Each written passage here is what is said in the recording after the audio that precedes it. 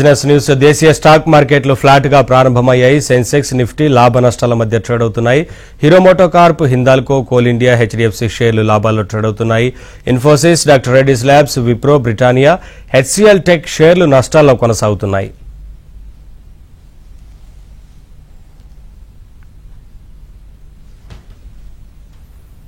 ఇవాళ మార్కెట్కి సంబంధించి అనాలిసిస్ అందించడానికి ప్రముఖ బిజినెస్ అనలిస్ట్ వివికే ప్రసాద్ గారు లైవ్ లో సిద్ధంగా ఉన్నారు. వారితో మాట్లాడదాం. గుడ్ మార్నింగ్ ప్రసాద్ గారు. ఏంటి సార్, స్టాక్ మార్కెట్లో హెచ్చుతగ్గులు సాధారణం అయినప్పటికీ ఇటు లాస్ట్ వీక్ లో వచ్చిన కరెక్షన్ కొద్దిగా ఇన్వెస్టర్లని భయభ్రాంతులకు గురి చేస్తోంది కదా. ఈ సమయంలో వారి యొక్క దృక్పథం ఎలా ఉంటే మంచిదంటారు?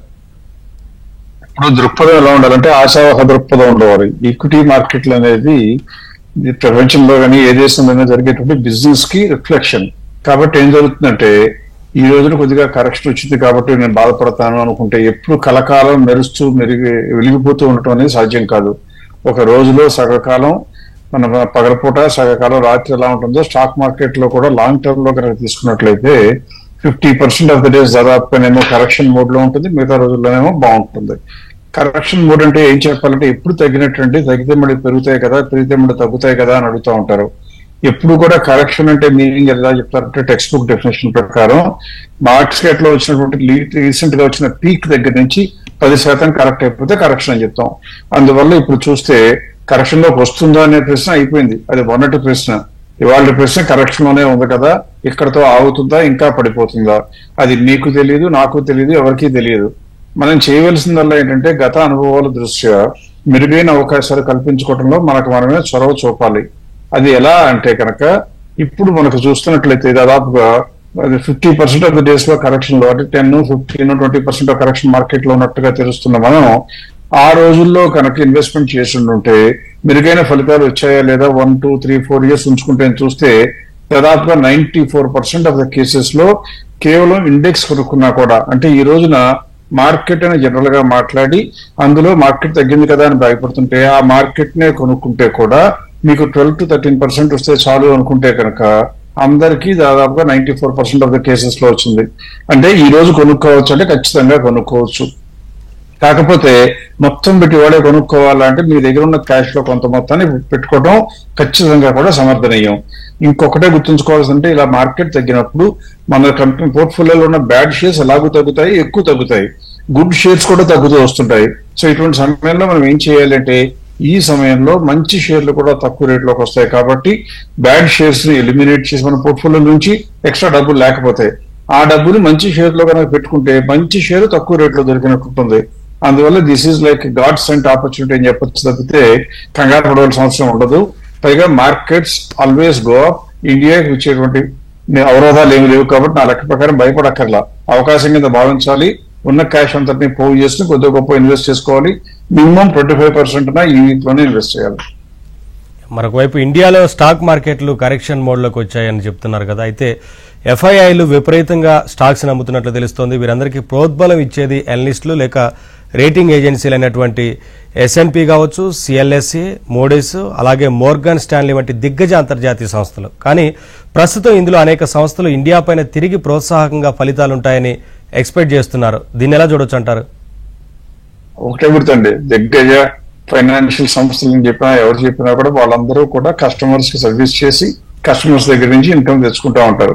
కాబట్టి వాళ్ళు ఏం చేస్తారు, వాళ్ళ అంచనా ప్రకారం కనుక మార్కెట్ లో రేట్ ఎక్కువ పెరిగింది, ఇండియా స్టోరీ బానే ఉంది అనుకున్నా కూడా కొద్దిగా గొప్ప ఒకసారి ఏం చేస్తారంటే నెగిటివ్ గా న్యూస్ స్ప్రెడ్ చేయటము, లేకపోతే ఆ ఇంటర్నల్ గా వచ్చేటువంటి కాన్ఫిడెన్షియల్ నోట్ లో ఇండియా ఈజ్ ఆల్రెడీ చాలా ఓవర్ ప్రైస్ అయిపోయింది కాబట్టి ప్రాఫిట్లు బుక్ చేసుకోవడం మంచిది చెప్తారు. అప్పుడు ఎఫ్ఐఎస్ అన్ని అమ్ముతాయి. ఎఫ్ఐఎస్ అన్ని అమ్ముతాయంటే ఇప్పుడు కూడా జనం ఏమనుకుంటారంటే ఎఫ్ఐఎస్ మొత్తం ఇండియా వదిలేసి అవాయిడ్ చేసి పారిపోతున్నారు ఏమనుకుంటారు. అది ఎంత నవ్వుకోవాల్సిన విషయం అంటే ఇండియాలో ఎఫ్ఐఎల్ ఇన్వెస్ట్మెంట్ దాదాపుగా 70 లక్షల కోట్లు ఉన్నాయి. 70 లక్షల కోట్లు. అందులో ఇప్పటి వరకు వాళ్ళు అమ్మింది ఎంత అంటే 1,00,000 కోట్లు, 1,60,000 కోట్లు అమ్మారు. అందులో కూడా 1,60,000 కోట్లు అమ్మితే మన రిటైల్ ఇన్వెస్టర్స్, మీరు నేను వ్యక్తిగతంగా ఇన్వెస్ట్ చేసే మనం, అలా ఇండియాలో ఉన్న రిటైల్ ఇన్వెస్టర్స్ అందరూ కలిపి మ్యూచువల్ ఫండ్స్ లో ఇన్వెస్ట్ చేస్తుంటే ఆ మ్యూచువల్ ఫండ్స్ అందులో 1,10,000 కోట్లు ఆడే కొనుక్కున్నారు. సో ఎక్కడికి వెళ్ళిపోతున్నాయి డబ్బులు? ఎఫ్ఐఎస్ దగ్గర నుంచి రిటైల్ ఇన్వెస్టర్స్ లోకి వస్తున్నాయి. ఇక్కడ ఎక్కువ మందికి అనుమానం ఏంటంటే ఎఫ్ఐఎస్ ఏమో చాలా తెలివైన వాళ్ళు ఆకాశం నుంచి ఊడిపడ్డారేమో అనుకుంటారు. ఏమీ కాదు. ఇండియాలో ఎఫ్ఐఎస్ బయటికి తీసుకెళ్లిపోయి సంపాదించుకున్న లాభాలు అంతగా గణనీయంగా లేవు. వాళ్ళకన్నా మ్యూచువల్ ఫండ్సే బెటర్ గా సంపాదిస్తున్నాయి. అందువల్ల మనం భయపడాలి ఎఫ్ఐఎస్ అంటే అక్కర్లేదు. ఎందుకంటే ప్రస్తుతం ఎఫ్ఐఎస్ పెట్టుబడులు ఎంత ఉన్నాయో దాదాపుగా మ్యూచువల్ ఫండ్స్ కూడా అంత సమానంగా ఉన్నాయి. రిటైల్ ఇన్వెస్టర్స్ కూడా కలిపితే డైరెక్ట్ గా పెట్టేవాళ్ళది ఇంకా ఎక్కువ ఉంది. సో దీని గురించి కంగారు పడవలసిన అవసరం లేదు. ఒక మొదటి విషయం.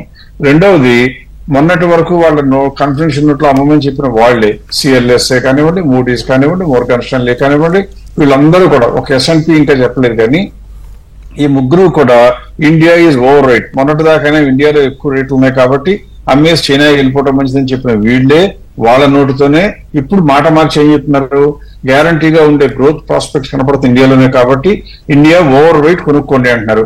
అంటే ఎంత, ఒక నెల 2 నెలల లోపల మళ్ళీ ఎఫ్ఐఎస్ ఏం చేస్తారు, అమ్మేసిన డబ్బులు వెనకన్నా తెచ్చుకుంటారు, లేదా కొత్త డబ్బులు వచ్చినప్పుడైనా ఇండియాలో మళ్ళీ చేయక తప్పదు. సో ఎఫ్ఐఎస్ అమ్మారు అనే మాట తప్పు. ఇక 70 లక్ష కోట్లు అంటే పెద్ద ఎక్కువ కాదు, 1,00,000 కోట్లు. నెక్స్ట్ వీళ్ళందరూ మాట మార్చి ఇప్పుడు మళ్ళీ ప్లేట్ ఫిరాయించి ఇండియాకి ఫేవరబుల్ గా మాట్లాడుతున్నారు కాబట్టి ముందో వెనకైనా ఖచ్చితంగా పెట్టుబడులు రాక తప్పదు. ప్రస్తుతం కొద్దిగా స్తబ్దత ఉంది. ఎక్కువ మంది ప్రజల్లో చాలా హైపర్ మార్కెట్, చాలా ఓవర్ వాల్యూ ఫీలింగ్ లో ఉంది కాబట్టి రికవరీకి సమయం పట్టొచ్చు. కానీ లాంగ్ టర్మ్ ఫోకస్ ఉన్న వాళ్ళు ఇప్పుడే కొనుక్కోవాలి. కనీసం వాళ్ళ దగ్గర డబ్బుల్లో 25-30% పెట్టుకోవడం మంచిదని నా ఉద్దేశం. మార్కెట్లో ఉన్న ప్రస్తుత పరిస్థితుల్లో సాధారణ ఇన్వెస్టర్లు తమ సొంత నిర్ణయాలపై ఆధారపడి ఇన్వెస్ట్ చేయడం మంచిదా, లేకంటే ఎవరైనా ప్రొఫెషనల్ యొక్క హెల్ప్ తీసుకుంటే మంచిదంటారా సార్?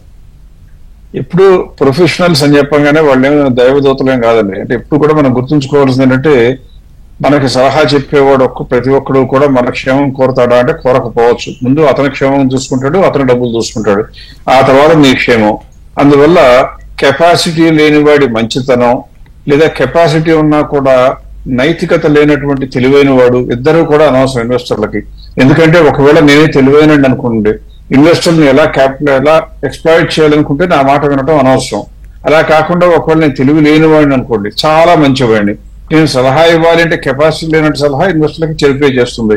అందువల్ల ఇన్వెస్టర్లు ఎప్పుడు కూడా కొద్దిగానైనా క్రాస్ చెక్ చేసుకోవాలి. చెప్పే దానిలో కొద్దిగా గొప్ప పస ఉందా, ఆర్గ్యుమెంట్ టెనబుల్ అయినా కదా అని చూడాలి. అందువల్ల అటువంటి నాకు భయం వేస్తుందండి. ఎవరిని చూసినా అనుమానంగా ఉంది, ఇంక్లూడింగ్ నాతో సహా ఎవరినైనా అనుమానంగా ఉంది అనుకుంటే కనుక ఇండెక్స్ కొనుక్కుంటే కూడా మీకు లాభాలు వస్తాయి. ఒకవేళ ఇండెక్స్ ఉన్నా కొద్దిగా బెటర్ గా ఏమన్నా చెప్పండి అని అడిగితే కనుక గత స్టాటిస్టిక్స్ చూస్తే ఇలా మార్కెట్ 10%, 15% కరెక్షన్ టైంలోకి వచ్చిన రోజుల్లో కనుక మిడ్ క్యాప్ మ్యూచువల్ ఫండ్స్ కొనుక్కుంటే కూడా దాదాపుగా 14-15%, నెక్స్ట్ 2-3-4 ఇయర్స్ అటు పెట్టుకుంటే కాంపౌండెడ్ యాన్యువల్ గ్రోత్ రేట్ వచ్చింది. అది కూడా లాంగ్ టర్మ్ క్యాపిటల్ గెయిన్స్ వస్తుంది, ట్యాక్స్ వస్తుంది. కాబట్టి ఇన్వెస్టర్లు ఖచ్చితంగా మిడ్ క్యాప్ మ్యూచువల్ ఫండ్స్ లోకి వెళ్ళడానికి ఇది అనువైన సమయం అని చెప్పొచ్చు. మన దేశాల నుండి తరలిపోతున్న ఎఫ్ఐఐ పెట్టుబడులు మళ్లీ తిరిగి మన దేశాలకు వచ్చే అవకాశం ఉందంటారా? అటువంటి దాన్ని ప్రేరేపించడానికి ఇటు ప్రభుత్వ పరంగా ఏం చేస్తే బాగుంటుందంటారు సార్? ఎట్టి పరిస్థితుల్లో ఎఫ్ఐఎస్ ఇండియాకి రాక తప్పదండి. ప్రపంచానికి ఉన్నటువంటి దిక్సూచి ఇండియానే. చైనాలో ఈ మార్కెట్ లో ఏం జరిగిందంటే సెప్టెంబర్ నుంచి ఇప్పటి వరకు నవంబర్ కంటే నెక్స్ట్ లాస్ట్ 2-3 months లోనే మార్కెట్లు అక్కడ 25% పెరిగాయి. ఎందుకు పెరిగాయి? కంపెనీలకు లాభాలు పెరిగాయా? లేదు. కంపెనీలకు కొత్తగా ఆర్డర్స్ వచ్చాయా? లేవు. వచ్చే అవకాశం ఉందా? అది కూడా లేదు. ట్రంప్ వచ్చారు కాబట్టి, బిగ్గెస్ట్ ట్రేడ్ పార్ట్నర్ యుఎస్ కి చైనా కాబట్టి వాళ్ళు దాని మీద రెస్ట్రిక్షన్స్ పెట్టబోతున్నారు. సో చైనాకి ఏది సుముఖంగా లేదు.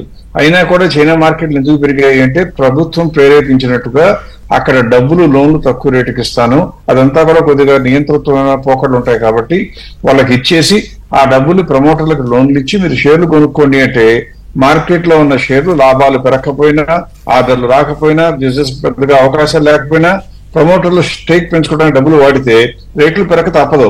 నిలబడతాయా అంటే నిలబడటం కూడా కష్టం. ఇలా ప్రభుత్వ ప్రమేయంతో సొంతంగా లాభాలు పెంచుకోలేని కంపెనీలు ఎక్కువ కాలం మనజాలవు. అందువల్ల ఎట్టి పరిస్థితుల్లో కూడా దాని గురించి మనం ఆలోచించడం అనవసరం. ఇప్పుడు ప్రస్తుతం అక్కడికి వెళ్ళిన డబ్బులు 3 నెలల్లో 25% వస్తే ఎఫ్ఐఎస్ కి ప్రపంచంలో ఎప్పుడో ఒకసారి వచ్చే అవకాశం. ఖచ్చితంగా ప్రాఫిట్ బుక్ చేసుకోవడం జరుగుతుంది కూడా రేపన్నా. ఆ డబ్బులు మళ్ళీ స్టేబుల్ గా ఉండే ఎకానమీ ఇండియాలోకి రాక తప్పదు. ఇకపోతే ప్రభుత్వ పరంగా ఏం చేయాలి అంటే, ప్రభుత్వం అనేది ఎప్పుడు కూడా ప్రతి దేశంలో అందరికన్నా పెద్ద ఖర్చుదారు. అంటే ఇప్పుడు కూడా ఆర్డర్లు ఇచ్చేటుంటుంది ప్రభుత్వమే.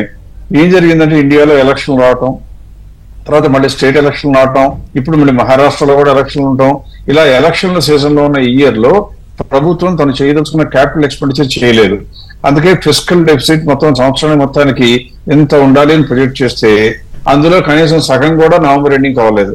అంటే అర్థమేంటి, ఇంక మిగిలింది మనకి 4 నెలలు, 4.5 months దాదాపుగా. ఈ 4.5 months లో మహారాష్ట్ర ఎలక్షన్లు అయిపోయిన తర్వాత ఫలితం ఎలా ఉన్నా కూడా మార్కెట్ లో కొద్దిగా హెచ్చు తగ్గులు ఉండొచ్చు, కానీ ఎకానమీ మాత్రం పరుగులెత్తడం ఖాయం. బికాస్ ఇప్పుడు దాకా తొక్కిపుట్టిన ఖర్చులన్నింటినీ కూడా రిలీజ్ చేసి బ్రహ్మాండంగా ఖర్చు పెడుతుంది ప్రభుత్వం. అలా ఖర్చు పెట్టినప్పుడు ఎకానమీ పరుగులెత్తడం, కంపెనీలకు లాభాలు ఎక్కువ రావడం, ఆర్డర్ రావడం అన్ని జరుగుతుంది. అది ముందే పసిగట్టిన మార్కెట్ పెరక కూడా తప్పదు. అందువల్ల ఈ కరెక్షన్ అనేది హెల్దీ కరెక్షన్, మన కోసమే వచ్చినటువంటి అవకాశంగా భావిస్తూ ఖచ్చితంగా కొనుక్కోవాలి. ప్రభుత్వ పరంగా చేయవలసింది ఇది ఖచ్చితంగా చేస్తుందని కూడా నా నమ్మకం. ఇటు చిన్న ఇన్వెస్టర్స్ లో అనేక మంది కొనుక్కొని లాంగ్ టర్మ్ ఉంచుకోవడానికి ఇష్టపడుతుంటారు కదా సార్, అటువంటి వారికి మీరు ఇచ్చే సలహా ఏంటి? ఏమైనా కొన్ని స్టాక్స్ వారి కోసం చెప్తే బాగుంటుంది కదా. ఇప్పుడు బాగుంటుందండి. ఇప్పుడు ఒకటి ఏం చేయాలంటే కూడా, ఇప్పుడు నేను స్క్రీన్ షేర్ చేస్తాను, దానికన్నా స్క్రీన్ కన్నా ముందు ఒకటి చెప్పవలసిన అంశం ఏంటంటే, ఇన్వెస్టర్లు ఎప్పుడు కొనుక్కోవాలంటే యాక్టివ్ మేనేజ్మెంట్ ఉండాలంటే మాకు నాలెడ్జ్ లేదు కదండి అంటారు. కొన్ని నాలెడ్జ్ లేదు, నేర్చుకుంటారు ఎవరిని చెప్తాము అంటేనేమో నేర్చుకోవడానికి ఇంట్రెస్ట్ చూపించరు. వాళ్ళకి ఎక్కువ మందికి ఏంటంటే షార్ట్ సైటెడ్నెస్ అయిపోయి ఏం కొనుక్కోవాలో చెప్పండి, పెరిగితే బాగుండు అనుకుంటారు. అలా కాకుండా కనుక ఉన్న కంపెనీల్లో మంచి కంపెనీలు ఏవి, అంటే లాభాలు పెంచుకుంటున్న కంపెనీలు ఏవి, ఏది ఇప్పుడు చూస్తే వాటి యొక్క సరసమైన ధర కన్నా బాగా తక్కువలో ఉన్నాయనేది రెండో అంశం. మూడవది, చిన్న ఇన్వెస్టర్లకి తప్పు ఆలోచన అయినా కూడా ఎక్కువ మంది మనసులో ఉండే అభిప్రాయం ఏంటంటే కొన్ని లాంగ్ టర్మ్ ఉంచుకుంటే కోర్టు కూరిపిస్తాయని. అలా ఉండే షేర్లు చెప్పండి అని అడుగుతూ ఉంటారు. అటువంటి వారి కోసం నేను ఏం చేశానంటే, మంచి కంపెనీలు, లాభాలు పెంచుకుంటున్న కంపెనీలు, ఈ రోజుకు కొనుక్కోవడానికి అనువుగా కనపడుతున్న షేర్లు, at the same time long term కూడా వీలుగా ఉండే కంపెనీలు, అంటే PEG రేషియో అంటాం, అవి 1 కన్నా తక్కువ ఉంటే ఇంకా పొటెన్షియల్ బాగా ఉన్నదని. అలాంటి 10 కంపెనీలు నేను చూపించే ప్రయత్నం చేస్తున్నాను. ఇప్పుడు ఒకసారి స్క్రీన్ కనుక షేర్ చేసినట్లయితే అందులో మీకు కనపడుతుంది. అందులో మొట్టమొదటి స్క్రీన్ షేర్ చేయాలండి. అందులో మొట్టమొదటి డెన్నోరా ఒకటి, తర్వాత వోల్టామ్ ట్రాన్స్ఫార్మర్స్, ఎందుకంటే ప్రస్తుతం PLI కూడా ట్రాన్స్ఫార్మర్ ఎలక్ట్రిక్ ఎక్విప్మెంట్ రాబోతుంది, అది వోల్టామ్ ట్రాన్స్ఫార్మర్స్ రెండవది, నెల్కాస్ట్ మూడవది, ప్రైమ్ సెక్యూరిటీస్ నాలుగవది, 5 స్టార్ ఐదవది, ఫైనాన్షియల్ సర్వీసెస్ లో ఉంటుంది. ఇండస్ ఇండ్ బ్యాంక్ విపరీతంగా పడిపోయింది, బ్యాంకులకు వచ్చిన లోటు ఏం లేదు, ప్రస్తుతానికి కొద్దిగా రిజల్ట్స్ నిస్సత్తుగా నీరసపరిచిన బ్రహ్మాండంగా ఉండబోయే కంపెనీ బ్యాంక్ అది కూడా. తర్వాత ఎంబసీ రియల్ ఎస్టేట్ లో ఉంది, NLC ఇండియా, శ్రీరామ్ ఫైనాన్స్, TVS హోల్డింగ్ లిమిటెడ్. వీటన్నిటిలో కూడా మీరు ఇన్వెస్ట్ చేయదలుచుకున్న మొత్తాన్ని సమభాగాలుగా చేసి అన్నిటిలో కనుక ఇన్వెస్ట్ చేసుకుని అట్టే పెట్టుకుంటే మధ్య మధ్యలో రివ్యూ చేయటం మంచి పద్ధతి.